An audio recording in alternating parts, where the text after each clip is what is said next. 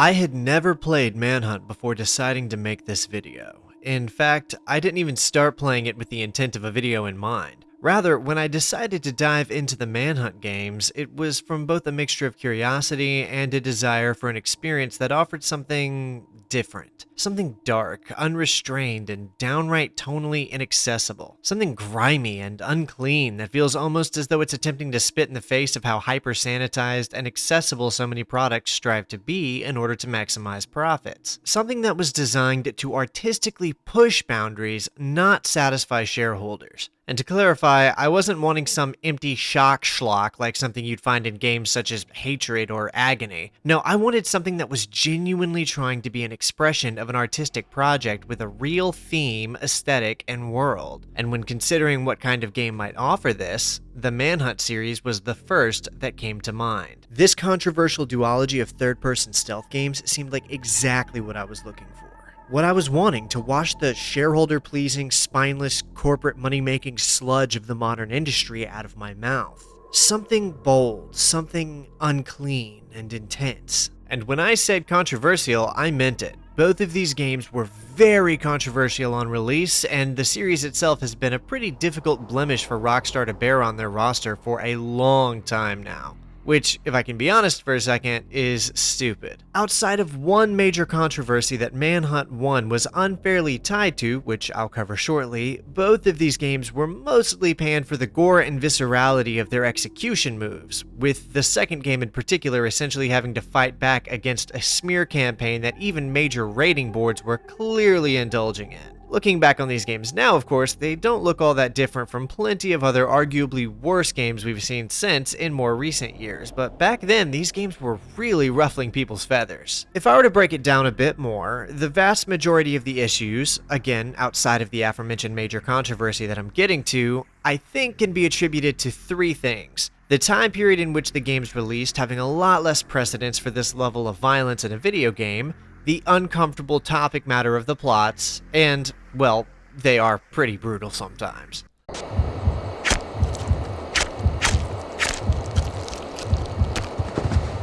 After having played the first Manhunt, the origin of the series controversy, and arguably the grossest of the two, I gotta say that I don't think it's a great game. I don't mean that in some grandiose moral way. I mean, literally, as a stealth game, it's just not super good. I don't think it's all that bad either, but honestly, I found it to be a bit slow-paced, at times overly punishing, and really, the single most offensive thing it achieved in my opinion was being straight up boring in a few sections. I'll talk more about that a bit later. So if I wasn't all that shocked by it, then why am I hyping it up as some kind of brutal, horrific art house project? Well, I'm just following the same tone that was set by the media near the time of the game's release. Like this review of the game by journalist Andrew Ryan, where he claims, quote, "Manhunt is a venal disconnect for the genre. There's no challenge, just assembly line ritualistic slaughter. It's less a video game and more a weapon of personal destruction. This is about stacking bodies. Perhaps the scariest fact of all. Manhunt is so user-friendly that any sharp 12-year-old could navigate through the entire game in one sitting. Be afraid." Look, Andrew, buddy, I know that you're lying here on multiple things. There is not a single chance that you completed this game at all, let alone in one sitting, and then claimed there's no challenge. As someone who's been playing video games, including a ton of stealth games since I was like 5 years old, there's not a damn thing about this game that's easy past like the first level or two. And I doubt anyone, save a select few exceptions, beat this thing in one sitting on their first playthrough because it took me like 10 hours to get through while abusing save states. Now, granted, I was taking my time to absorb it all, and after learning the game a bit better now and figuring out where things are, I could probably blast through it in a solid 5 or 6 hours on a second playthrough, but even then it'd be a rough ask for someone who doesn't love love the game's mechanics. And if I'd been playing it vanilla without save states, it'd have taken me even longer due to the game's sparse checkpoints. Honestly, maybe way longer. Ain't no way Andrew here beat this game and said, "There's no challenge, the game walks you through it." Bro is straight up a liar. He saw the tutorial level and assumed the game walks you through the whole thing. I don't want to limit it to just him though, as there was something of a micro-media frenzy over the first Manhunt when it released, with the usual suspects at the time like Jack Thompson lining up to seek out some way to insert themselves into the controversy. I don't need to rag on Thompson too much though, because he's over 70 years old and he's since been disbarred from practicing law anyway, so that fight is long since over for him. Although some of the things he tried to do are insane, and I'll still be talking about them, of course. Point is, and I want to make this clear now, because I honestly will be talking about some downright grotesque concepts and ideas across these games. But the truth is, it's really not that deep. After playing through both Manhunt games, the horrifying death simulators put out by the controversial Rockstar Games, they're mostly just a pair of run-of-the-mill stealth action video games with an edgy tint. Don't get me wrong, despite my saying I didn't think Manhunt was a great game, I did still enjoy it for the most part, and I even really loved my time with the second game, which is the more frequently panned of the two, surprisingly. And I do think both of these games have a lot to offer, but I really wanted to tame the expectations of you, the viewer, because since the time these games dropped, far worse has released, and some to critical acclaim no less. Even though there's a good bit of material here that you'll see blurred and censored across this video, do not take that as a sign of this game being some kind of pearl-clutching horror fest. It's honestly surprisingly tame by modern horror game standards. Danny, listen. It's a manhunt, and they won't stop until we're both dead.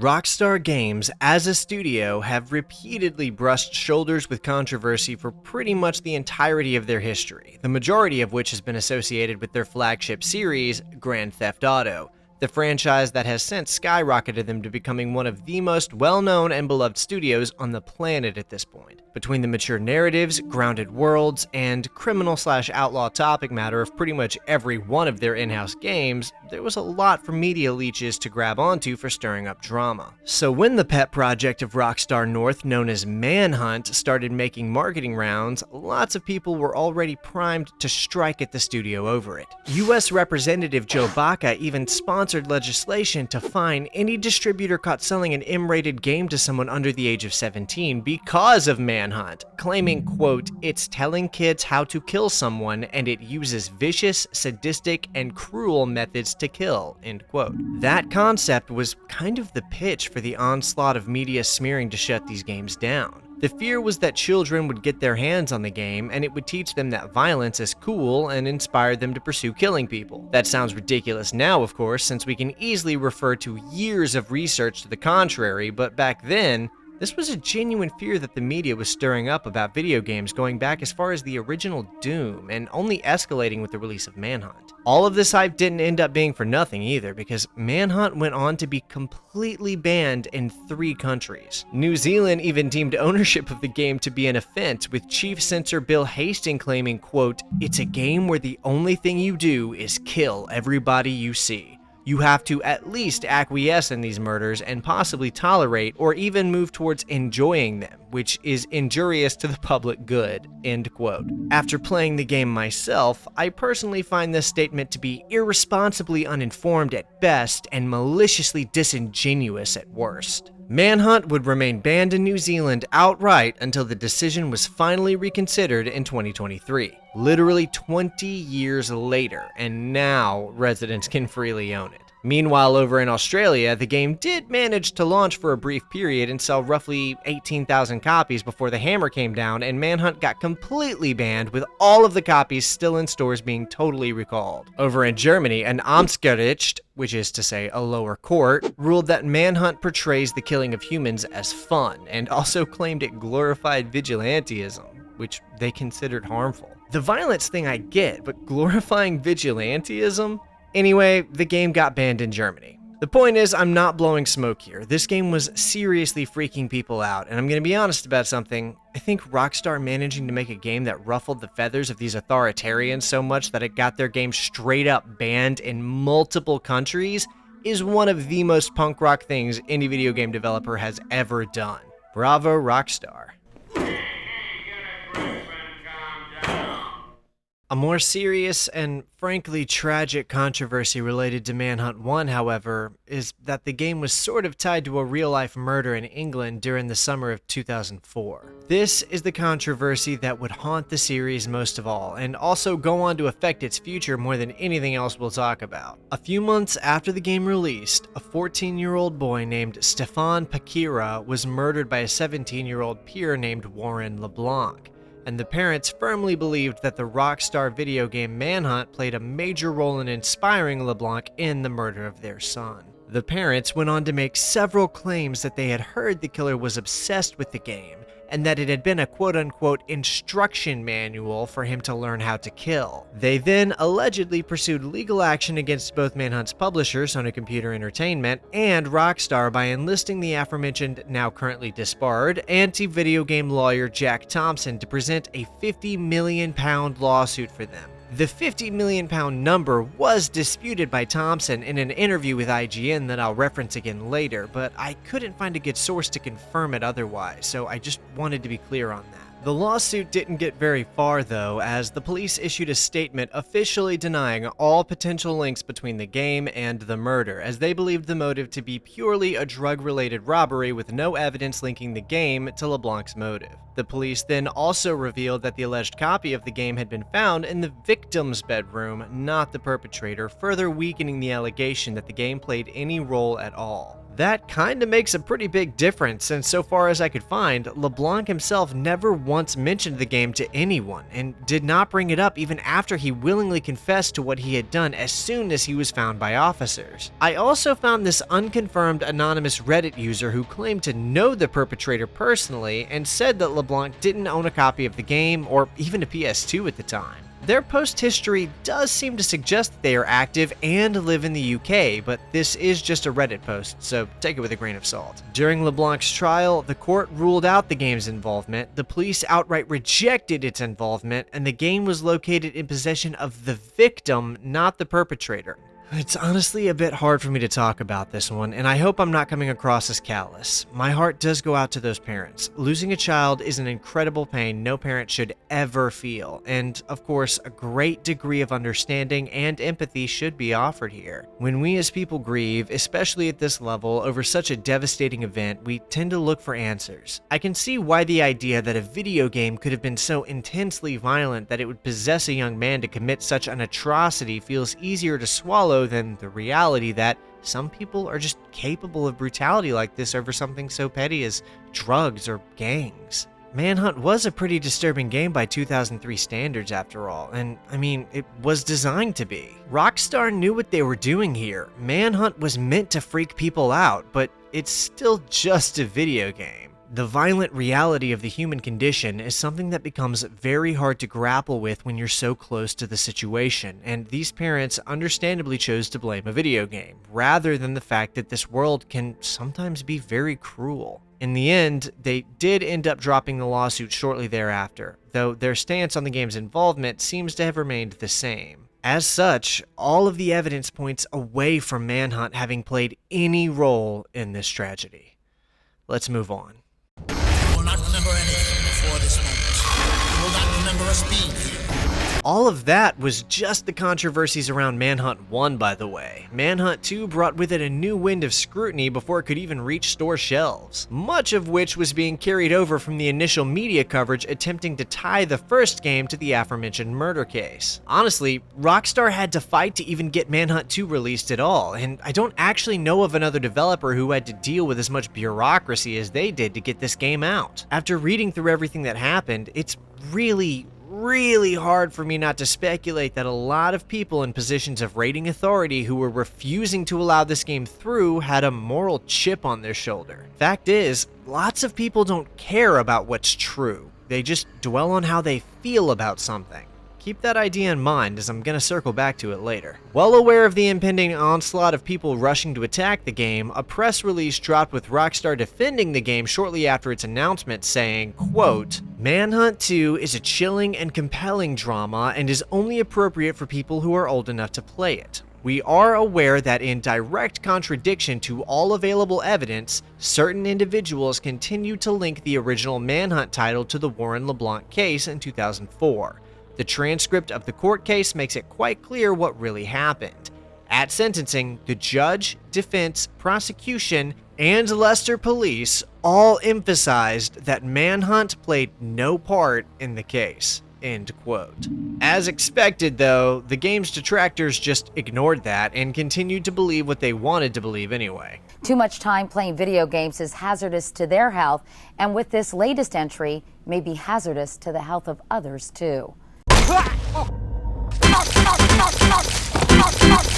Yeah, that's just one bit. There's like 20 or 30 minutes of footage you can find on YouTube of news reporters absolutely aghast about this game. It's honestly kind of funny to watch in retrospect because this was happening in 2009, which means all of these people probably grew up watching Alien, Halloween, and Nightmare on Elm Street in theaters. And why anyone would want to play that creepy, disturbing game is beyond me, but... I know, it's so shocking because violent media didn't exist before Manhunt 2, apparently. Why the need for so much gruesome, graphic violence? Why not let us imagine Because a little it's so of it? much fun, Chan! Also returning to the fight was Jack Thompson, who worked tirelessly to have both Manhunt 2 and Grand Theft Auto 4 banned at the same time. The amount of insane things this guy did is so convoluted and silly that it's not even worth covering here, nor did any of it actually go anywhere. Well, except I have to bring up that he literally sent a letter to the CEO of Wendy's, yeah, the fast food chain, demanding that they cancel their upcoming Wii Kids promotion set to feature kids' toys designed after Excite Truck, Wii Sports, and Super Mario Galaxy. What does that have to do with Manhunt 2, you ask? Well, see, Manhunt 2 received a port to the Nintendo Wii, and because Manhunt 2 was available for sale on the Wii, Thompson was trying to urge Wendy's not to collaborate with Nintendo due to an unrelated game that was available on the same platform that held the games they were making toys for. This would be like asking Burger King not to make Star Wars Revenge of the Sith toys because a movie theater that was showing Revenge of the Sith also happened to previously have hosted showings of Saw. Wendy's, predictably, totally ignored this letter. I had to point that out because it's so insane that he did that. You were right. We got him. See, you just gotta trust me, Danny. Manhunt 2 would go on to follow in the footsteps of its predecessor by getting banned in both New Zealand and Germany, with Malaysia, South Korea, and even the UK also joining in to ban the title outright. There was talk of banning it in Italy as well, but that didn't end up happening, and the uncensored version of Manhunt 2, which I'm about to get to, was banned in Ireland, but following changes and censorship, the final iteration of the game was eventually allowed to be sold in Ireland when it actually launched. They didn't even bother submitting it for classification in Australia, so although it wasn't technically banned, it practically was. And speaking of being banned in practice but not principle, Manhunt 2 nearly didn't make it to store shelves even in the United States. See, most countries have some kind of rating or classification entity that judges the content of submitted media and assigns it a label meant to inform consumers of what they might be consuming. This comes in the form of terms you're probably pretty familiar with, like PG-13, Infra-Mature, or PEGI-18, to name a few examples. Well, unsurprisingly, a few of these rating boards had more than a few issues with Manhunt 2, such as the British Board of Film Classification, for instance, who refused to issue the game a rating, with the board director saying, quote, "Rejecting a work is a very serious action and one which we do not take lightly. Where possible, we try to consider cuts, or in the case of games, modifications which remove the material which contravenes the board's published guidelines. In the case of Manhunt 2, this has not been possible. Manhunt 2 is distinguishable from recent high-end video games by its unremitting bleakness and callousness of tone in an overall game context which constantly encourages visceral killing with exceptionally little alleviation or distancing. Although the difference should not be exaggerated, the fact of the game's unrelenting focus on stalking and brutal slaying, and the sheer lack of alternative pleasures on offer to the gamer, together with the different overall narrative context, contribute towards differentiating this submission from the original Manhunt game. That work was classified 18 in 2003, before the BBFC's recent games research had been undertaken, but was already at the very top end of what the board judged to be acceptable at that category. Against this background, the board's carefully considered view is that to issue a certificate to Manhunt 2 on either platform would involve a range of unjustifiable harm risks to both adults and minors within the terms of the Video Recordings Act, and accordingly that its availability, even if statutorily confined to adults, would be unacceptable to the public. End quote. Upon hearing this news, Rockstar issued a response saying, quote, "We are disappointed with the recent decision by the British Board of Film Classification to refuse classification to Manhunt 2. While we respect the authority of the classification board and will abide by the rules, we emphatically disagree with this particular decision. Manhunt 2 is an entertainment experience for fans of psychological thrillers and horror. The subject matter of this game is in line with other mainstream entertainment choices for adult consumers." End quote. They went on to imply that the BBFC treated video games far more harshly than films by allowing movies like Saw and Hostel to receive ratings, which are no less bleak than Manhunt 2 is. The BBFC denied this claim, but I mean, look, if you're familiar with the movie Hostel, my personal opinion is that it's so much worse than Manhunt 2 is in both tone and narrative. So it kind of feels like they were being unfair here. Losing England and Ireland would have hurt for sure, but the real problem came when the United States Rating Board, the ESRB, slapped the game with the hyper-rare AO label, a rating meaning adults only, and typically reserved only for games with actual straight-up prawn in them. Not only would this label have wiped Manhunt 2 from pretty much every major retail store shelf, since places like GameStop, Target, and Walmart refused to sell AO games, it would have also eradicated their ports entirely, since Nintendo, Microsoft, and Sony don't allow AO games to be released for their consoles either. This would have rendered the game a PC exclusive sold only online and in places where adults-only video games were allowed. While this isn't a ban, it is a death sentence to a video game's chance at ever breaking even, much less making a profit. Being banned across 7 countries and practically unsellable in the biggest market of the US was too much. Something had to be done. So, Rockstar agreed to implement a myriad of changes and censorship to alter the game enough to please the rating boards. These changes included things like blurring effects and screen obfuscations on pretty much all of the execution moves, with several executions being removed entirely, including all but 2 decapitation animations. Certain weapons like the pliers were altered, with more brutal moves like ripping an enemy's tea makers off with them being removed as well. Innocent characters not involved in any gangs or wrongdoing were cut from the game, which matters a lot since the original determining factor on which ending you got was based on if the player spared or killed these NPCs, but since they were all cut, that had to be changed to something else. Also, the rating system for Manhunt 1 was originally a part of this game to reward players for being more brutal, but it also got removed. Additionally, there were a few other minor things that got censored as well, but also a bunch of minor improvements and polish, like correcting character animations and fixing sound glitches, which will be relevant when I talk about the PC version shortly.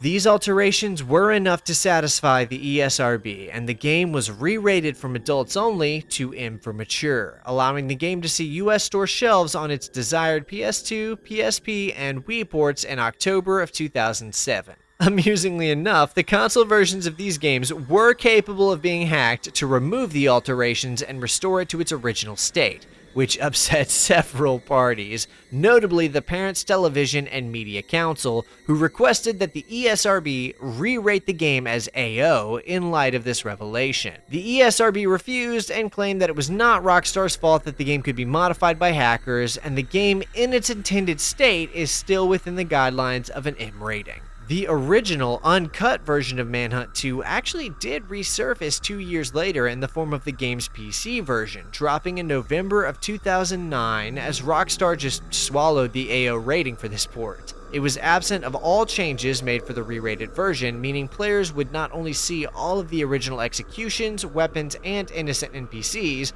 but unfortunately also miss out on the polish and minor corrections made for the console ports. It's probably worth it though.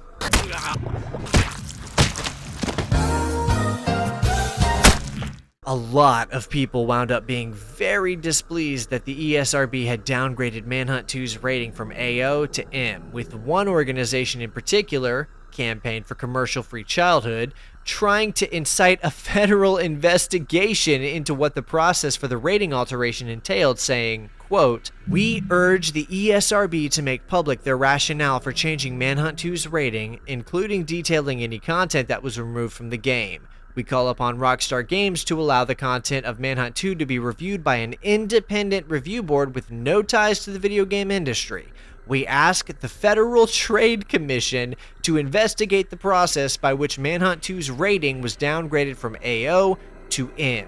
End quote. It didn't stop there, though, as California State Senator Leland Yee decided to chime in saying, quote, "Parents can't trust a rating system that doesn't even disclose how they come to a particular rating," end quote. And, quote, "Clearly the ESRB has a conflict of interest in rating these games. It is time to bring transparency to this rating system and for the industry to be held accountable. I join the CCFC in urging the Federal Trade Commission to investigate the process by which Manhunt 2's rating was downgraded from AO to M." End quote. And even more amusing was a written letter from several prominent officials, including Hillary Clinton, directed at ESRB President Patricia Vance. In good faith, I want to lend some degree of understanding to these concerns. It's fair to want a bit of transparency for entities like this because bribery is a thing, and it seems like although no one said it directly, they were certainly implying that Rockstar or Sony may have slid some money towards ESRB to get that M rating. But I don't personally think that's what happened, nor do I think that's what any of these people actually cared about. I'll give my thoughts on their real motivations in a second, but first, ESRB President Patricia Vance offered a very compelling response to these requests I want to cover in a statement where she said, quote, "Upon reviewing the modified version of Manhunt 2, the ESRB assigned a rating of M, with content descriptors for intense violence, blood and gore, strong language, strong sexual content, and use of drugs. This is a very clear and firm warning to parents that the game is in no way intended for children. Publishers submit game content to the ESRB on a confidential basis. It is simply not our place to reveal specific details about the content we have reviewed, particularly when it involves a product yet to be released. What can be said is that the changes were sufficient to warrant the assignment of an M rating by our raters. Rather than publicly second-guessing what is unmistakably a strong warning to parents about the suitability of a particular game for children, which presumably neither Senator Yee nor CCFC have personally reviewed, we feel a more productive tack would be to join us in encouraging parents to take the ratings seriously when buying games for their children." End quote. Geeked up, playing Xbox all day. This is a brilliant response from Vance, because the fact of the matter is that the game wasn't out yet. None of these people who were melting down over it had ever even played it before, and they were trying to intimidate the ESRB into reversing their new decision with threats of investigation, while demanding the ESRB violate their promise of confidentiality to the developers by publicly revealing details about the game. None of these people had any idea what Manhunt 2 looked like when it had the AO rating, nor did they have any idea what changes were made to reduce it to an M rating, which means they had no idea what they were talking about. That's not hyperbole. They actually had next to no insight into the actual content of the product. They were so set on soft banning. The most important thing to note about all of this is that I do not believe these people wanted this game to be rated as adults only so that parents could be better informed about the game's content. Rather, I think they wanted that AO rating in order to circumvent the customer's ability to purchase the game by having it rated in such a way where it wouldn't be allowed on store shelves or common platforms because they didn't personally like it. Or actually, I should say the idea of it, because again, none of them had played it before, or even would play it once it dropped. Which is the same story we've seen from the same authoritarian spirit of the other countries that wanted to decide things for you based on its own whims and feelings to supposedly protect you from the scary video game.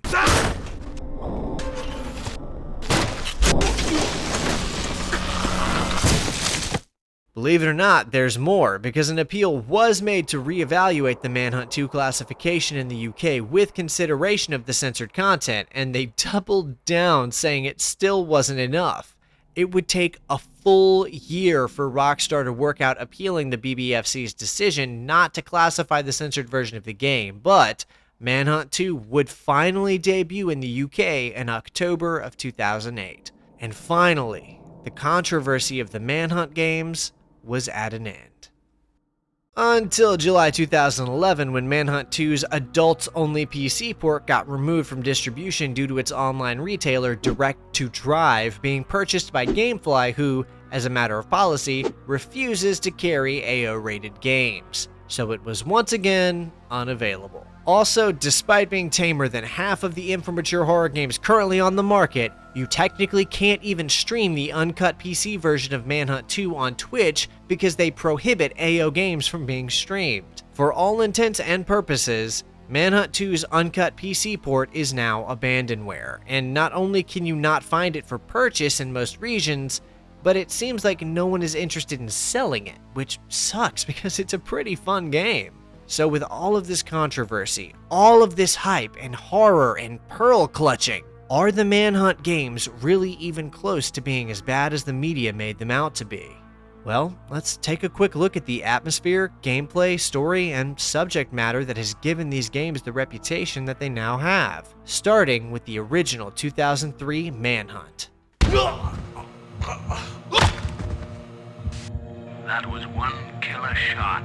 Attaboy.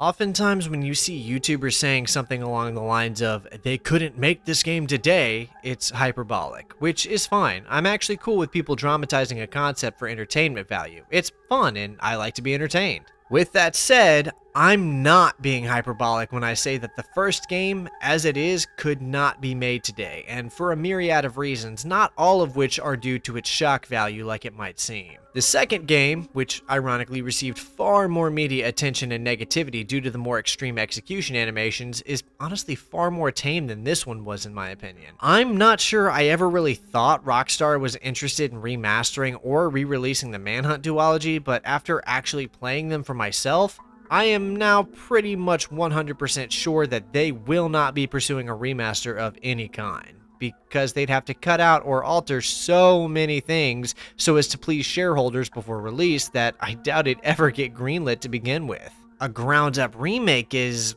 possible, I guess, but I don't really foresee that happening either. Now, it's a pretty well-known fact that the Manhunt games are set within the same universe as the GTA games, specifically what Rockstar calls the 3D universe, which comprises all of the GTA games between Grand Theft Auto 3 up until Grand Theft Auto 4, which started a new continuity called the HD universe. Also within that same 3D universe continuity are the Manhunt games, with this first game being set in Carcer City, the grimiest and most dangerous city we've seen in this universe yet. Although the events of the Manhunt games aren't canon within GTA's HD universe, this location actually is, since Michael mentions it in GTA 5. Mikey, bro, what was your first bank score? 88, outskirts of Carcer City. Took a small franchise for 10G. Carcer City is a place in ruin, once home to a bustling industrial paradise, now fallen to lost jobs, gang violence, and desperate psychopaths loose on the city streets inspired by real-life locations like Detroit or Flint. The actual plot of Manhunt, though, is really simple. I mean, for an 8 to 10 hour game, the storyline is surprisingly thin.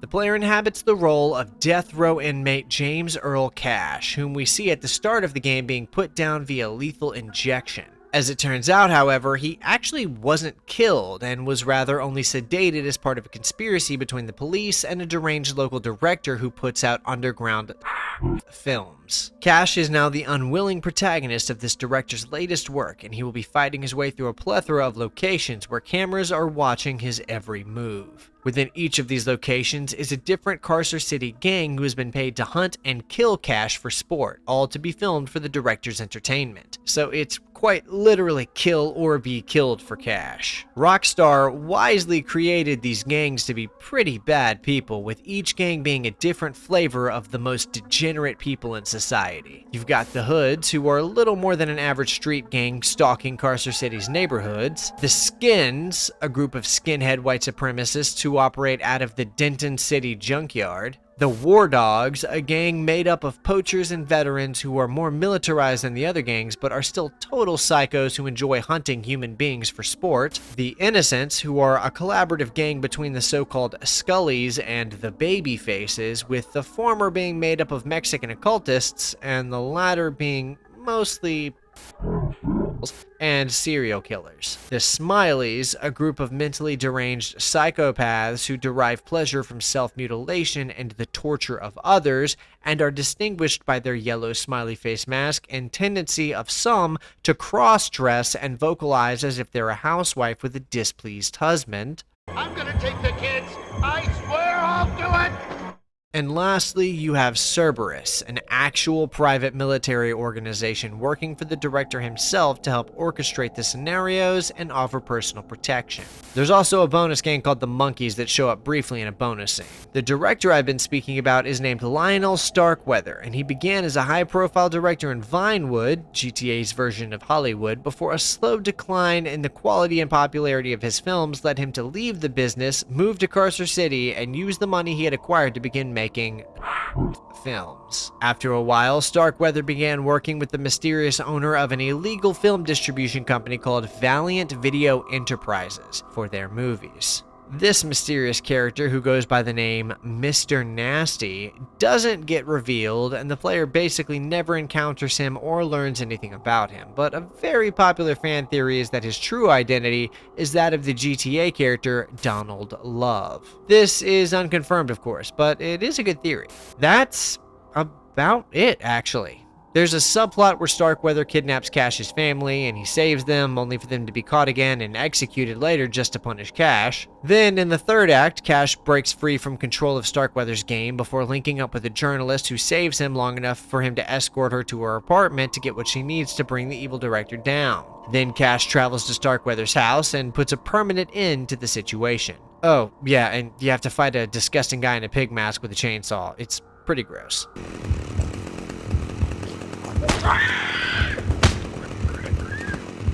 That's pretty much it, though. That's the whole game.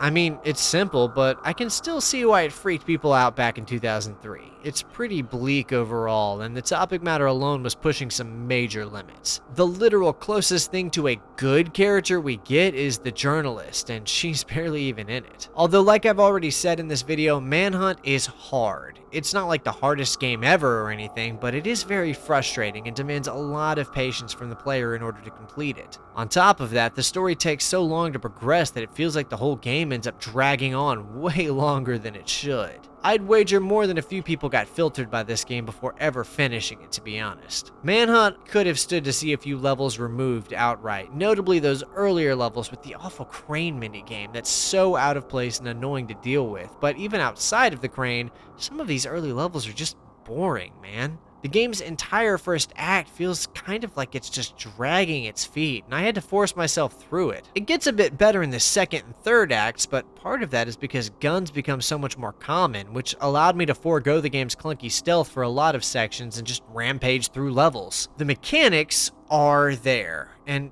pretty good for the most part, I think, but the level design feels super bare bones for such a linear game like this, and left a lot to be desired by the time I was done playing it. There should have been less levels overall, with more polish throughout a slightly shorter, tighter campaign. The levels are very atmospheric though, and Starkweather's dialogue is one of the biggest highlights of the game because his delivery is offensively good, with actor Brian Cox completely nailing the role. His comedic yet sincere delivery of each line is played to perfection, and he's such a despicable villain. I'd say he's the best part of the game even. Don't worry, I've got plenty more Wonderland fun lined up for you.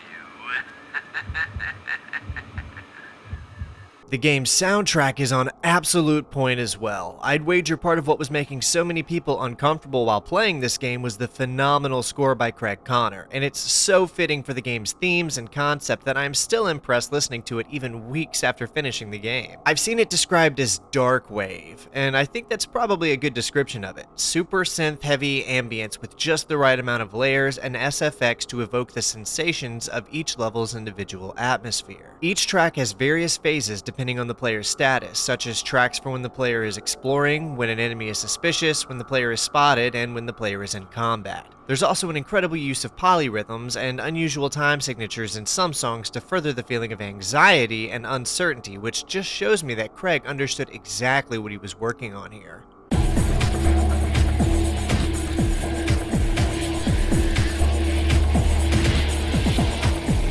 All of this naturally goes for both of the game's soundtracks, which are very similar and share the same composer, so the quality is consistent across them. Even though the music does so much for the game's unsettling atmosphere, another aspect is the staticky home movie VHS filter on everything that gives the player reminders that we're being filmed doing these things. And then there's the infamous Manhunt ending that still has people talking to this day.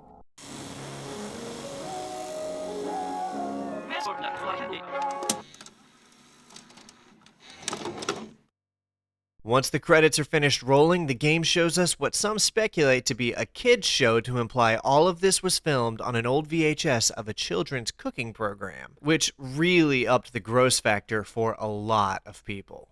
Between the two, I actually found Manhunt 1 to be way more disturbing than its sequel. The characters, the dialogue, the design, and concept, everything about it grossed me out, and I doubt I will ever play this game again. Part of that is due to the fact that I just wasn't having very much fun for like half of my playthrough, but I'd be lying if I said I wasn't genuinely off-put by it. But did it deserve all of the media scrutiny? No, not in my opinion. I mean, yeah, I was off-put by it, but I'm also off-put by most horror movies. Gross out or shock media isn't really my thing, so my not liking it doesn't mean I think the government has any right to tell people they aren't allowed to play it. That's just silly, and I've seen horror movies so much worse than this game that get far less scrutiny. So, what about Manhunt 2?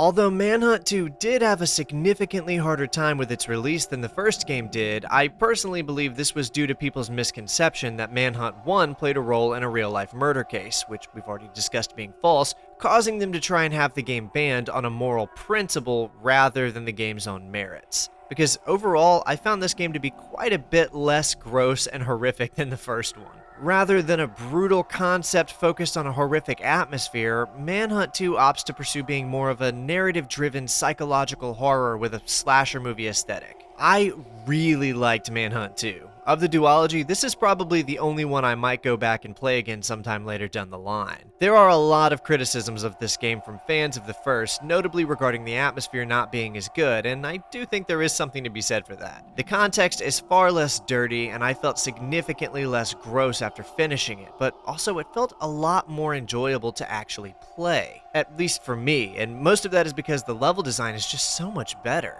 I won't break it all down here, but basically, the game is much tighter knit and can be completed in around 7 hours or so, and most importantly, the levels play much smoother than Manhunt 1. The atmosphere did take a hit, admittedly, and Leo being the voice in your ear instead of the director makes this game feel a lot less sadistic and more schizophrenic. That's what they understand, extreme measures. Speaking of Leo, let's talk a little bit about Manhunt 2's story. Manhunt 2 takes place in Cottonmouth, a fictional city also set in the shared 3D GTA universe, just like Carcer City was, but with Cottonmouth being inspired by more southeastern cities like New Orleans or Atlanta. We're ditching the film storyline here and going all in on a more intricate and involved plot involving conspiracies and mind control, MKUltra style. The player inhabits the character of Daniel Lamb, who awakens in the Dixmoor Asylum after a severe thunderstorm causes the power to go out and the patient cells to open across the building. Daniel doesn't remember how he ended up in the asylum or really anything at all as he's dealing with some extreme amnesia. But luckily, another inmate named Leo Casper is helping to guide Daniel through the halls while also encouraging him to violently kill both the asylum staff and the patients. Waste him! But he's a nurse. He'll help me. This is insane. Go on, try it. See how it feels to own a life. From there, once escaping the asylum, Daniel and Leo make their way into Daniel's old, now derelict home where he has visions of his family who are now gone. All the while, they're both being pursued by various bounty hunters and agents of a secretive organization called The Project. The crux of the story is on this MK Ultra inspired plot, and even features a really cool brainwashing scene that helps the game stand apart from its predecessor in a big way.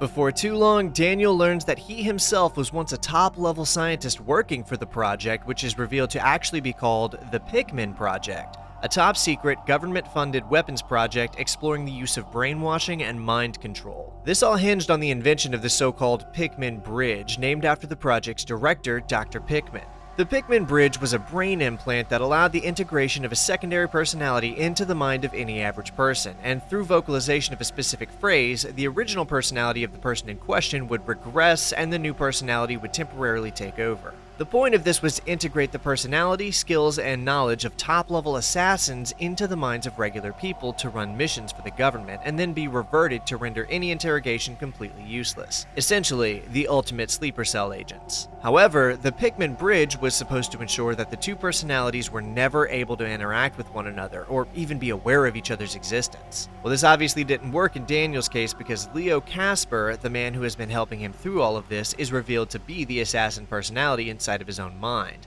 and the two have been interacting with each other throughout the game, with Leo turning Danny into a killer and hoping to eventually overtake control of Daniel's body completely. 6 years before the game's primary events, Daniel had recommended himself to be the first test subject of the Pikmin Bridge to resecure the project's endangered funding if the results paid off, and also under the conditions that his family's debts would be paid off and secure a steady financial future for both them and himself. What do you mean you volunteered for an experiment? You can't play God with your own mind. We've tested it. It's safe. It's just the final part of the process. You're gambling with your life. What about me and the kids? Look, if it's a success, we can clear all our debts and start a new life. Turning yourself into a psycho? What are you thinking? This is a real chance to change the course of medical history. Stop fighting! What's wrong, Mom? Come here, honey. Son, we still love each other. You're asking too much of us, Danny. Of yourself. Unfortunately, the implant did not work as they had hoped, and the bridge malfunctioned shortly after being integrated, giving Daniel an extreme case of dissociative identity disorder, as Leo overtook Danny's body, killed dozens of innocents and police officers, broke into a project warehouse, torched all files on himself and Daniel, and ultimately hunted down and murdered Daniel's entire family. Leo was hoping this would weaken Daniel's grasp on reality to the point where he would regress entirely, giving Leo complete control of the body. After the murder, however, Daniel/Leo was captured by the project, his mind was erased, his home torched, and he is then institutionalized in the Dixmoor Asylum where we begin the game. Many of these events are actually played out via flashback sequences, of which there are several throughout the game. Unlike Manhunt 1, however, Manhunt 2 features two possible endings depending on how the game is played. The final level of the game sees Danny entering into his own mind and trying to kill Leo's personality to free himself from Leo's control. In the good ending, Danny is victorious and rips Leo from his mind while also finding forgiveness from his now dead family in the process.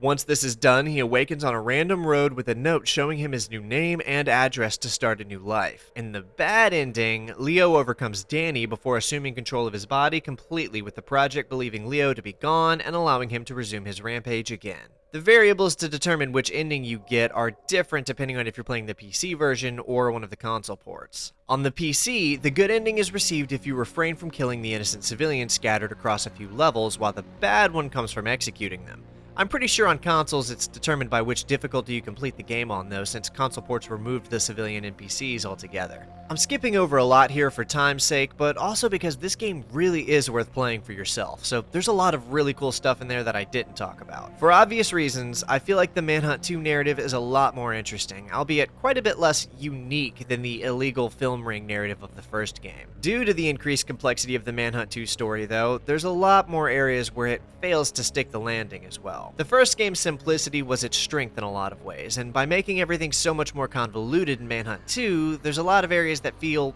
needlessly contrived, and others that feel kind of uninspired. Between the two games, though, like I said earlier, I much preferred my time in Manhunt 2, and I think a remaster of this game would actually be received significantly better than the first. Content-wise, I found Manhunt 2 to be far cleaner of a game outside of the actual violence itself. It might sound surprising, but there's really a lot less things in Manhunt 2 that I think shareholders would deem problematic in today's age compared to Manhunt 1. The first game featured a bunch of stuff that would likely throw a remaster totally out of the question, such as the use of certain slurs, some of the white supremacist dialogue that might ruffle feathers, and some of the character dialogue and depictions from the Innocents and Smiley's gangs that would potentially upset a few people if they saw it today. And I seriously doubt it will matter to publishers that these things are clearly being depicted as bad in the game, because most modern publishers just don't want it in there at all, regardless of how it's being portrayed. Too risky and inaccessible. It's like intentionally taking money off of the table to them by limiting the market appeal, and they tend not to like that. And removing these things for a remaster would completely miss the point of the game itself anyway, which is to be an unsettling trip into the darkest depravities of the human condition.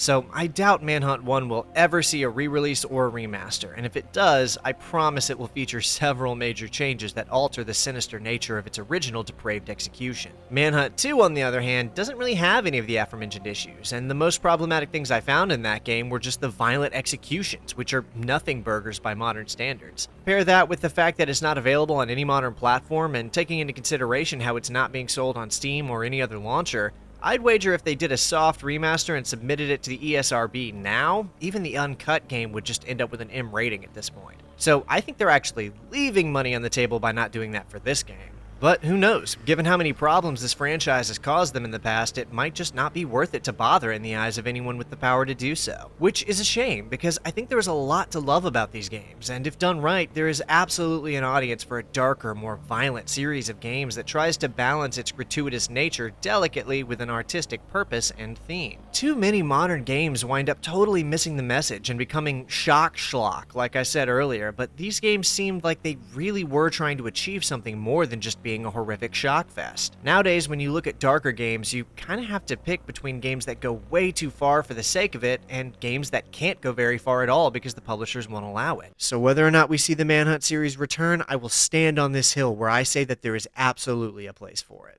In the context of the main controversies that plague these games, I'd like to end on this. It's pretty obvious that I have a bias against this notion I'd call absurd that video games cause violence in children or people, and one of the biggest reasons I say this is because I love to read history. On screen, I'm going to show you 10 different torture or execution methods humans came up with all by themselves without the aid of any kind of video games or movies. That wasn't video games. That was just people suffering from the human condition. Violence is the reality of existence, and it's not relegated to humans. Sticking your head in the sand or clutching your pearls over everything you don't like won't change that fact. Either that, or they had some seriously violent video games back in the Middle Ages that I'm totally unaware of. That isn't to say that everything is okay all of the time.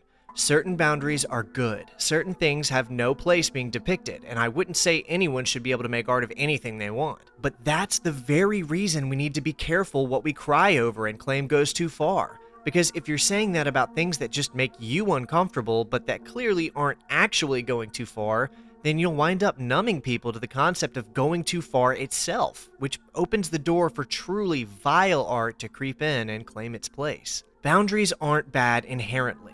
But the boy who cried wolf ended up getting eaten because when the wolves actually came, nobody cared when he cried. Thanks everyone for watching. I know this one was a bit different from my normal videos, and I'll be honest, it was even kind of outside my own comfort zone in a few ways, but I'm glad I did it. I'd be lying if I said I was having fun the whole time during the production of this video, though, as certain things were pretty hard for me to do, specifically figuring out how to handle writing about the game's involvement with the murder of Stefan Pakeerah. I'll be honest, that wasn't easy for me to do, and shout out to your favorite son for helping me with some alterations to this script and getting through that bit. I really appreciate his help in handling that. If you liked the video, drop a comment with your thoughts and hit that like button. Normally, this is where I'd say subscribe if you're looking for more videos like this, but I'll be honest, I'm not sure if I'd ever be able to make another video like this one. Manhunt is such a peculiar series, and with such a unique impact on the culture at the time, that this video might stand on its own compared to the usual ones I make. I hope I've handled this topic with some degree of nuance, and I'm looking forward to getting back into some more lighthearted content soon. Can't wait to see you guys in the next video, but until then, that's all I've got for you.